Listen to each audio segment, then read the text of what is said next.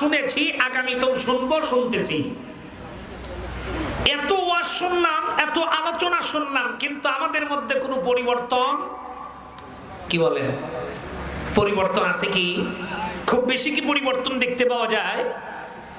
এখন বলবেন হুজুর আসলেই কি পরিবর্তন হয় না? না, পরিবর্তন হয়, কিন্তু যেটা হওয়া দরকার সেটা হয় না। কারণ কি? আল্লাহ সুবহানাহু ওয়া তাআলা কোরআনুল কারীমের ভিতরে সূরাতুল বাকারা শুরুতেই আল্লাহ বলেছেন যালিকাল কিতাবু লা রাইবা ফি, এই কিতাবের মধ্যে কোনো সন্দেহ নাই, হুদাল লিল মুত্তাকিন, এই কিতাব থেকে হেদায়েত পাবে তারা, মুত্তাকি হবে যারা। কি হবে? এখন মুত্তাকিন কারা? কোরআনুল কারীমের ভিতরে বিভিন্ন জায়গায় মুত্তাকিনের ওয়াজ আল্লাহ রাব্বুল আলামিন করেছেন। মুত্তাকি না হলে কোরআনের ওয়াজ বুঝ আসবে না।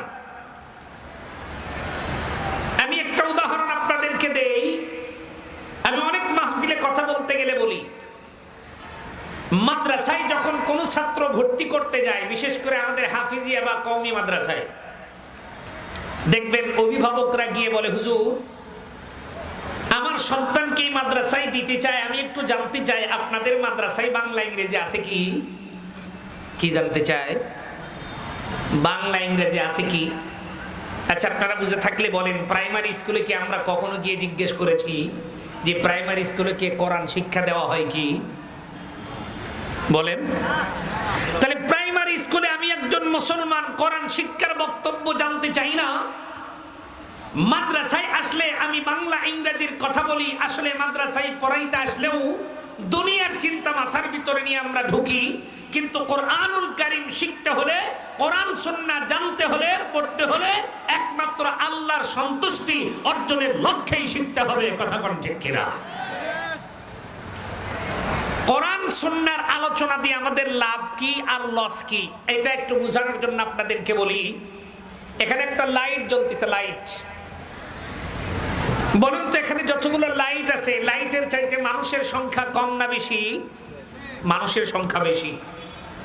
এখানে যদি এতগুলো লাইট না দিয়ে একটা লাইট যদি জ্বালানো হইতো, এই একটা লাইটের আলো প্রত্যেকটা মানুষের দেহের উপরে পড়তো কিনা? কথা বলে না। পড়তো কিনা? পড়তো। কেন? ওই আলো তো শুধু এক জায়গায় ছড়ায় না, পুরা দিক দিয়ে ছড়ায়। কোরআনুল কারীম ঠিক তেমনি করে এক জায়গায় আলো ছড়ানোর জন্য নয়, কোরআনুল কারীম সব জায়গায় আলো ছড়িয়ে দেওয়ার জন্য।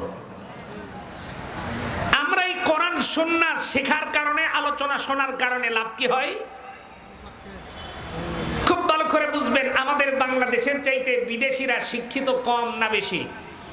একটু কথা বলেন না। হ্যাঁ, বিদেশিরা শিক্ষিত বেশি, বাট ওর একজন পুরুষ আর একজন নারী অবৈধ মেলামেশা করে বাচ্চা পর্যন্ত জন্ম দেয়, এরা এটাকে কখনো হারাম মনে করে না, এরা এটাকে নিষিদ্ধ মনে করে না। পক্ষান্তরে আমরা বাংলাদেশি মুসলমান, আমাদের মধ্যে শিক্ষা কম, কিন্তু আমরা আমাদের ছেলে এবং মেয়েকে অবৈধ মেলামেশার পক্ষে কখনো আমরা থাকি না, বরং এটাকে হারাম বলি। কথা কোন ঠিক কিনা? এই হারাম বলার পিছনে কারণ হলো একটাই, আপনি কোরআন জানেন না, কোরআন সুন্নাহ আপনার ভিতরে নাই, কিন্তু কোরআন সুন্নাহর আলোচনা বাংলাদেশে আছে বলেই, কোরআনের তেলাওয়াত বাংলাদেশে আছে বলেই এই আলো আপনার উপরে পড়ার কারণে কোনটা হারাম আর কোনটা হালাল, এটা একমাত্র কোরআনের মাহফিল আর মাদ্রাসার কারণেই আমরা বুঝতে পেরেছি। কথা কোন ঠিক কিনা? আজকে যদি আমাদের দেশে মাদ্রাসাগুলো না থাকতো, বইয়ের থেকে তো ডাক্তার বের হয় না, বইয়ের থেকে কি বাড়ায়? ইঞ্জিনিয়ার বের হয়। এক একটা কলেজ থেকে একটা একটা বিষয় নিয়ে পড়াশোনা করে তারা বের হয়। মাদ্রাসাগুলো হলো প্রত্যেকটা মানুষের অন্তরের চিকিৎসা করার ডাক্তার বের করে, যেগুলোর থেকে মাসলা মাসাইল জানতে পারি, জান্নাত জাহান্নামের খবর জানতে পারি। সবচাইতে বড় কথা হলো কোরআন সুন্নাহর জ্ঞান থেকে আমরা একজনকে চিনতে পারি। আওয়াজ করে বলেন তিনি কে? আর জোরে জোরে জোরে জোরে বলেন কে? আল্লাহ। কিন্তু আজকে আফসোস, অনেক মানুষ আছে আমরা এখন পর্যন্ত আমাদের সৃষ্টিকর্তাকেই চিনি না। মুসলমান বন্ধুরা আমার খেয়াল করেন, দুনিয়ার জমিনের ভিতরে রাব্বুল আলামিন আসমান যেমন করে বানাইছেন, জমিন যেমন করে বানাইছেন, এই জমিন আর আসমান আল্লাহ রাব্বুল আলামিন একমাত্র আপনার আমার জন্যই কিন্তু আল্লাহ বানিয়েছেন। এই দুনিয়ার জমিনের ভিতরে যত মাখলুক আল্লাহ বানাইছেন, তার মধ্যে শ্রেষ্ঠ মাখলুক আল্লাহ মানুষদেরকে ঘোষণা করে দিয়েছেন। কেন মানুষদেরকে শ্রেষ্ঠ বলেছেন? মানুষের মধ্য থেকে উম্মতি মুহাম্মাদি, তার মানে আমরা যারা উম্মত আমরাই হলাম সর্বশ্রেষ্ঠ। আল্লাহ রাব্বুল আলামিন কোরআনুল কারীমের মধ্যে বলেন, কুনতুম খায়রা উম্মাতিন উখরিজাত লিন-নাসি তা'মুরুনা বিল মা'রুফি ওয়া তানহাউনা আনিল মুনকার। জোরে কি বলা যাবে? আল্লাহু আকবার। একটু তাকবীর দেন তো, লিল্লাহি তাকবীর, নারে তাকবীর। এই মুসলমান ভালো করে বুঝবেন, এই দুনিয়ার জমিনের ভিতরে উম্মতি মুহাম্মাদি সবচাইতে দামি। কেন এ বাজান? এই দুনিয়ার জমিনের ভিতরে বিভিন্ন নবীর উম্মত দুনিয়ার জমিনে এসেছিল। প্রত্যেকটা নবীর উম্মত জান্নাতে যাওয়ার আগে মুহাম্মাদুর রাসূলুল্লাহ সাল্লাল্লাহু আলাইহি ওয়াসাল্লামের উম্মতগুলো জান্নাতে যাবে। সুবহানাল্লাহ, সুবহানাল্লাহ।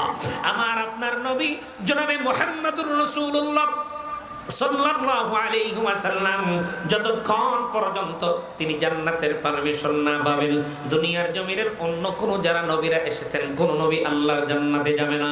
ও বাজান, বোঝানোর জন্য আপনাদের খেদমতে বলতেছিলাম, নবীর দিক দিয়ে আমাদের নবী সর্বশ্রেষ্ঠ। কিতাবের দিক দিয়ে আমাদের মধ্যে যেই কিতাবটা আছে তার নাম হলো কোরআন। এই কোরআনুল কারীম হলো সর্বশ্রেষ্ঠ। আর উম্মতের ভিতরে যত নবীর উম্মত আছে তাদের মধ্য থেকে আমরাই হলাম শ্রেষ্ঠ। কেন শ্রেষ্ঠ? কি কারণে শ্রেষ্ঠ?